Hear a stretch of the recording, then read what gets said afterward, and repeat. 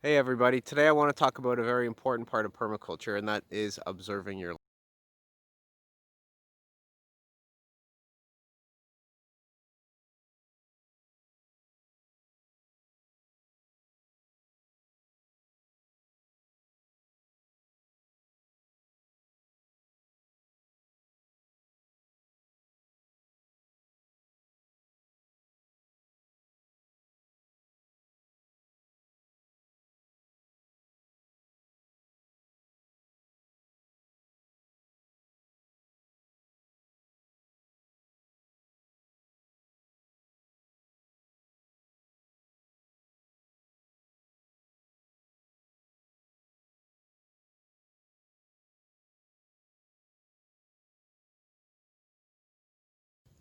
the weather's been pretty warm lately. We had a big spell of um, freezing rain last night, and then today we woke up and it's like 5, 6, 7 Celsius.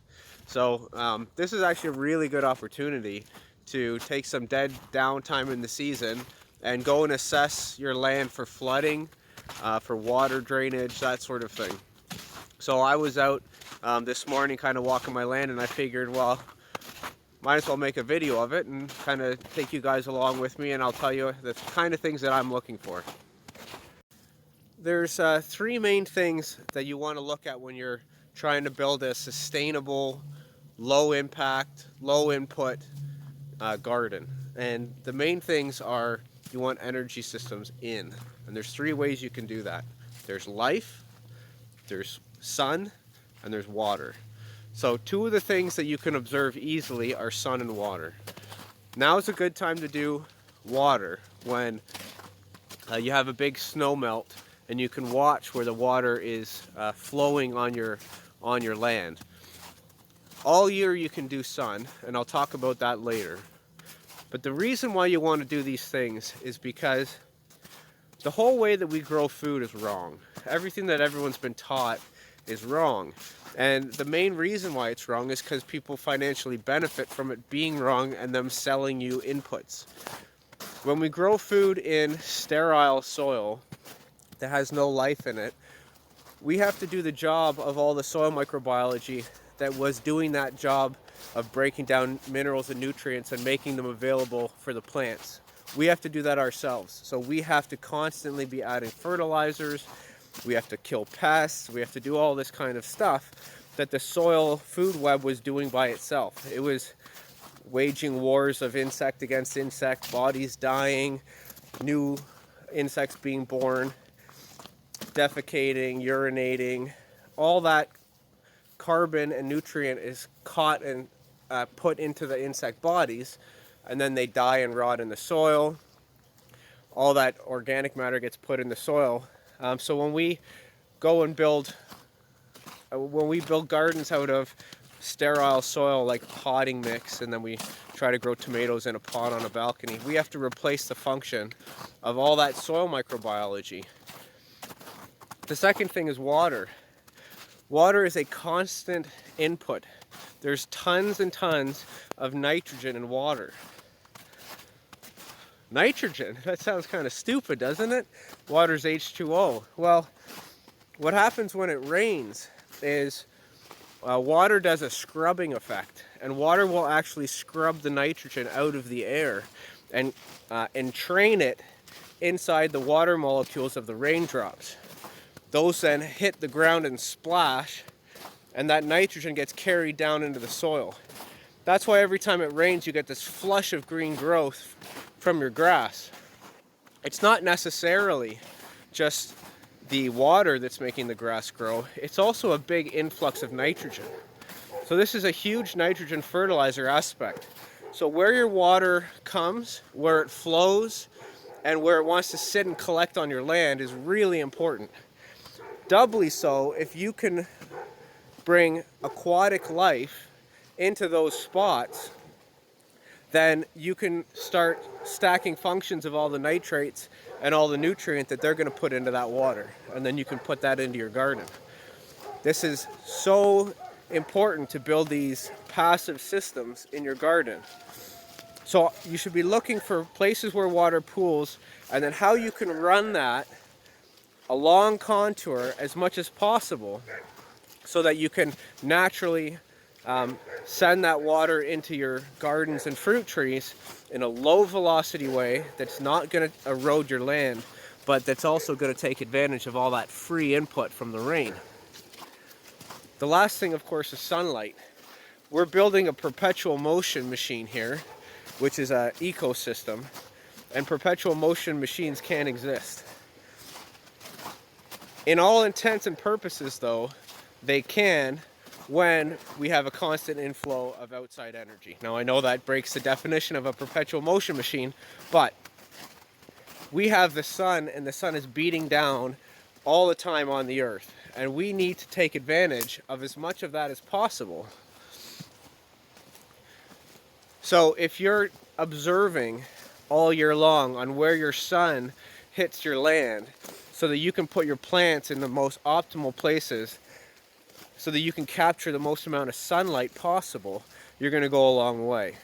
And then if you can plant in a polyculture style where you have guilds of plants designed to maximize planting in a 3D space so that the leaves of the plants in a 3D space in your garden are maximizing the amount of solar light that they're bringing into the system, that's going to maximize the amount of nutrients and growth that you have in the system.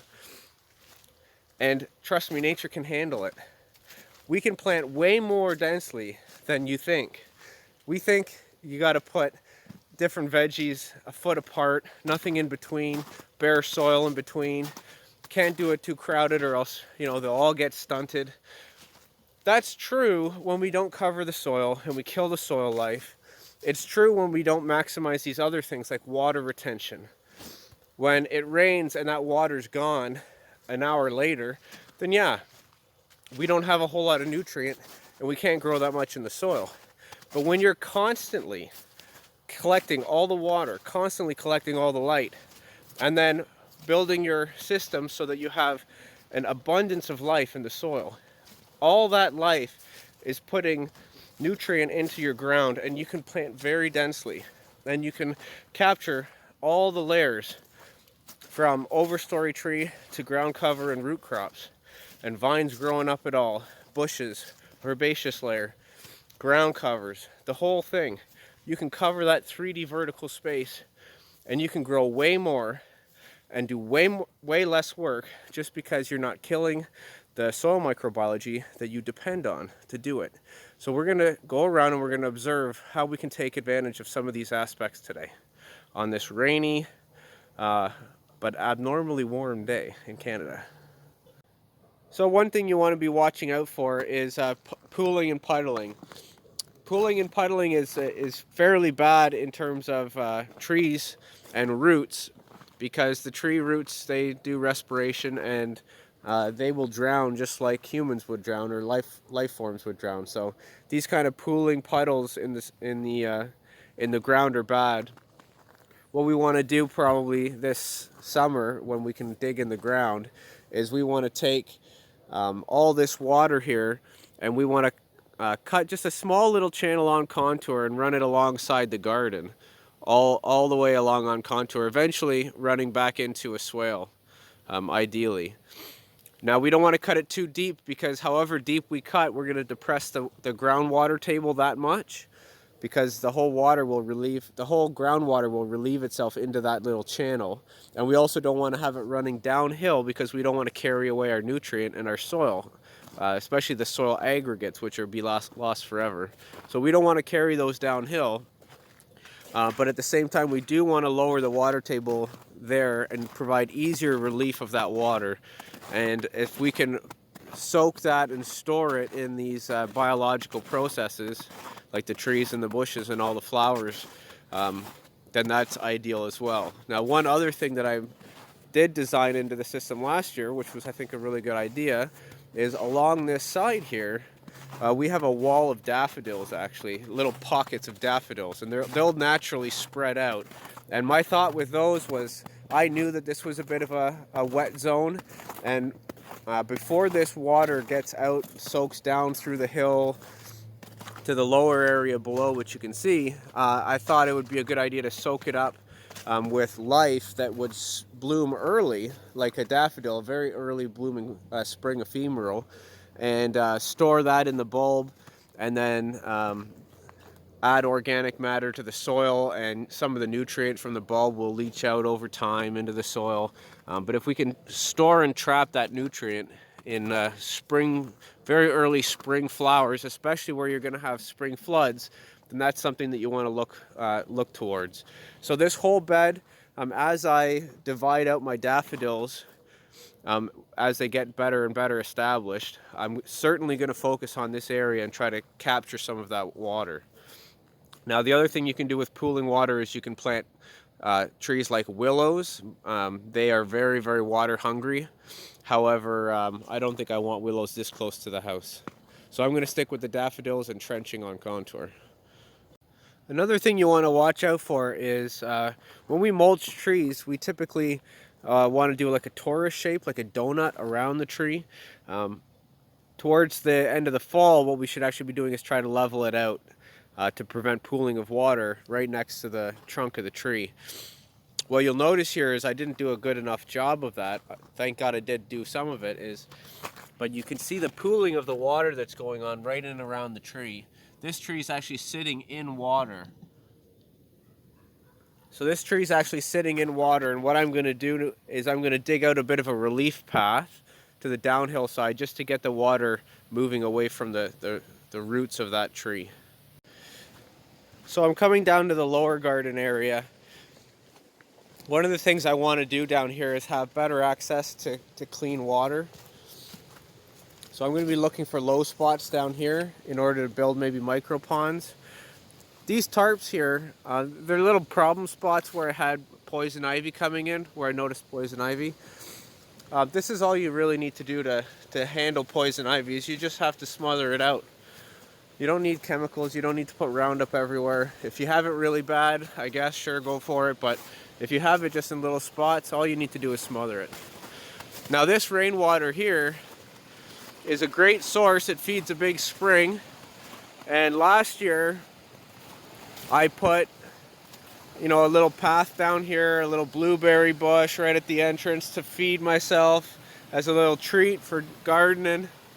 And then I come down here and I have a little pool down here that I can pull water from.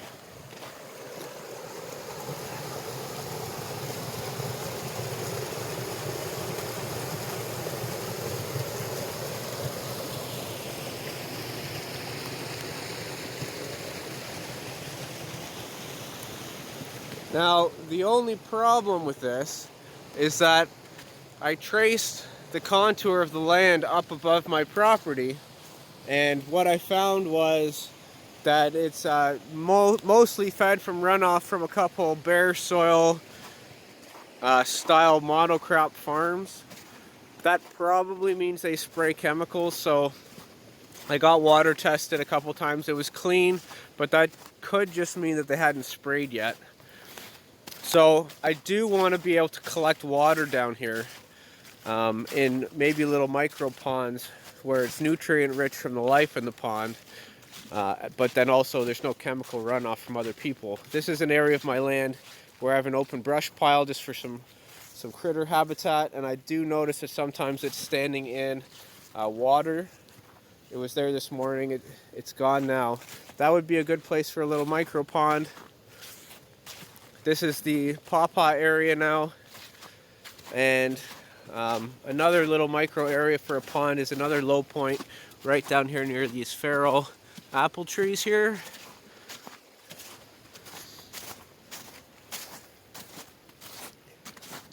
And right here, I noticed some standing water.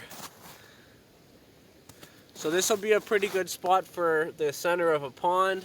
I like to run them at varying depths, so I don't like just a big hole in the ground. I like to have a low photocentric layer where a lot of moss and algae can grow, and insect life that needs water for their larva stage. But then also I like a deep point in my pond. Deep is good for cold and cool water. It can hold the most amount of oxygen. And then you also want a flowing part of the pond, which is typically the overflow or the inflow. And that's the area where you get all the biofiltering and also the accumulation of oxygen in the tumbling running water. So those are kind of the three main things you want to have in a system of water. Right down there, I can probably get a nice deep spot in there, and then I can also get a couple different layers and edge effect going on. So I think I've kind of spotted out two places I'd like to put in some micro ponds. I dug out a larger pond up here last year. This is in my Christmas video. And in this upper pond here, we have some willows, and I'd really like to plant this out to a bunch of fruit crops. I'd like to get some contours going on ditches, or ditches on contour, sorry. This is the artesian well overflow. You can see that everything's thawed out now, but it never freezes. This whole area never freezes. And we do have fish in there somewhere, hiding amongst all this wonderful life. Duckweed, just wonderful biological filtering and nutrient accumulation in these open water areas. This kind of stuff does so much for your ecosystem, for your sustainability, for lowering the inputs required into your garden systems. If you can get a diversity of life in the soil, then that really is how you're going to get ahead and pull yourself out of the equation so that you don't always have to do all the work. So the last thing I want to mention is know your winter and summer solstices, and those are the points of the highest and the lowest point of the sun in the sky. That'll really tell you where your minimum and maximum sunlight and shadows are in your land. So what's a really good idea is to actually, in and around the winter and the summer solstice, and then maybe every 4 times a year, go out 3 times in the day, once in the morning, once in the afternoon, and once at night, and take photos of the places on your property where you might want to one day grow food. What that'll kind of do is it'll give you a guaranteed known spot on your land where you get sun for the most amount of time, and then you can plan that out. So this is a practical application of this right here, and this is this is a practical application of that. I came back here, and this little contoured raised bed, I knew I wanted to have some kind of food in and around this raised bed. I wanted to make sure that I was far enough away from the cedar trees. I wanted to put it on contour, and I wanted to make sure that it had as much sun as possible. So pictures are worth their weight in gold, and this raised bed is perfectly designed in a very good sun spot where the sun gets up over this bank of cedars here, and I get plenty of sun. I'm on contour. I will probably dig out a small little keyway to get water infiltration in. For now, it's just essentially a raised bed on contour. There's nothing wrong with that. I'm going to be monitoring the edges of this raised bed for flow of water, for how much water is being trapped and eroding away of the bed. I don't think it'll be too bad because the catchment area is not very large here, but putting it on contour just means that the maximum amount of spring runoff will kind of be trapped and caught in this bed. And I know that the solar exposure in this bed is pretty much as good as I can get. These ones here, I went a little further down, and these sit in the shade a little bit too much. These trees haven't developed as much as the other ones because I didn't take that little bit of a start and observation period to track my sunlight and put these beds in the most optimal place. These beds were actually put where they are because I cut into the grassland a bit, and my wife didn't want me to cover our whole entire property with trees, so I left as much of the grass up as possible and put this right in the edge of our backyard. Unfortunately, it sits in the shade for too many hours of the day than I'd like. So I did manage to convince her to put in another bed up here. Ideally, I'd like to get some nice big trees in here. I'm going to probably wait a season, grow the fertility of this bed. It's very fungal right now. It's basically manure with wood chips on top. And I want to, for the first season, I want to grow the nitrogen content by, seeded clover into this. Jerusalem artichoke, asparagus. I'm going to be planting shrubbier bushes towards the spring, and then maybe around the fall, this thing will have 6 to 8 inches of wood chips placed on top of it, King Strophoria mushroom inoculated into it, and we'll start building that fungal component even more. And then I will plant the trees into it when the environment is set up and ready for what trees like. Right now, it's still too bacterial dominated and trees will probably struggle. So for now, I'm going to keep that area mostly leafy plants, and then build that fungal component and then put trees into the ecosystem that they evolved in. This here is a bed example where I have done that for a year now.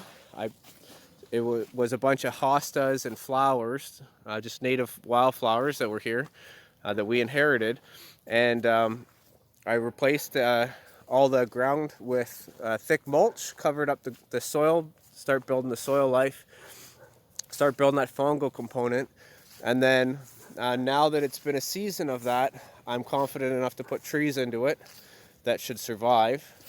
This one went in early and it struggled a bit, and with the fungal component building up, it really started taking off. And this one has put on a ton of growth since I first put it in.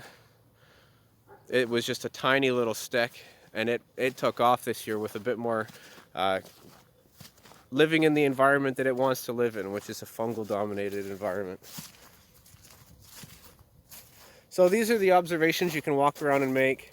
You can look around for pooling water. You can look around for sun exposure.